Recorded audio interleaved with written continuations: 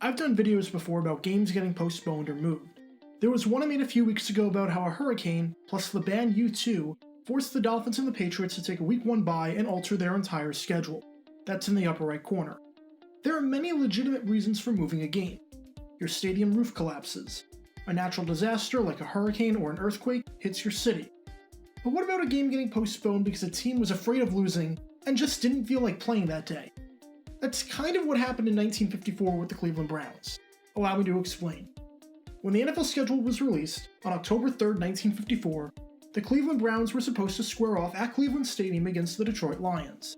This was the most anticipated game of the season, as the two teams faced each other in the 1952 and the 1953 NFL Championship games. Back in the day, the Browns and the Lions were big-time rivals, but in the first three meetings, Detroit won. Cleveland was looking to get revenge on Detroit and do it on their home field.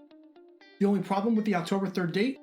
The Browns and Indians shared a stadium, so if the Indians won the American League pennant and made it to the World Series, then something might have to give. This didn't seem like too much of a concern at the time. The Yankees had won the last 5 World Series and were projected to do well in 1954 as well.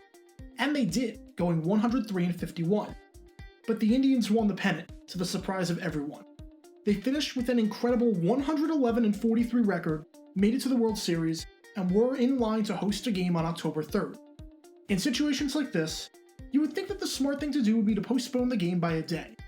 And there's no reason why they couldn't do that.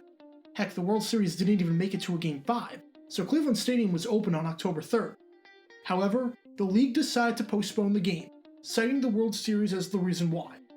They moved the game from October 3rd to December 19th.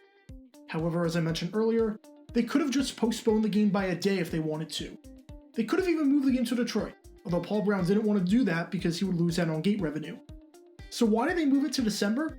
Amazingly enough, the reason why is because Brown was afraid that his team would lose and just didn't feel like playing.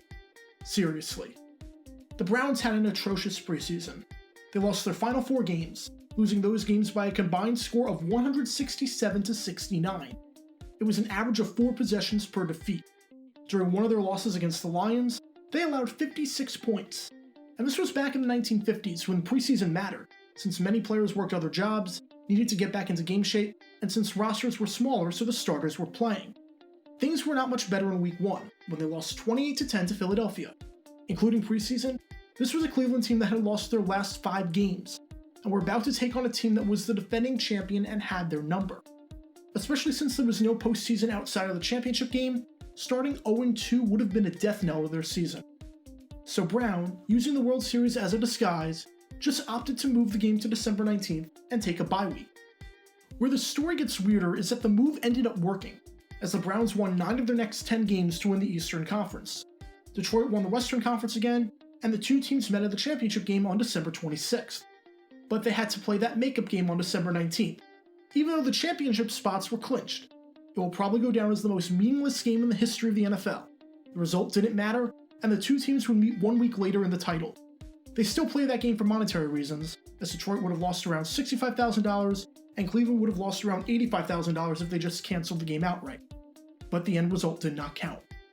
And even though the Browns lost the meaningless postponed game, they won convincingly in the championship, defeating Detroit 56-10 for their first ever victory against the Lions, and winning their 6th title across all leagues, and their 2nd since joining the NFL. So what's the moral of the story? Back then, if you were scared of losing, you had a semi-avoidable conflict with your stadium, and just didn't feel like playing, you could just move your game and hope for the best. It all worked out for Cleveland in the end.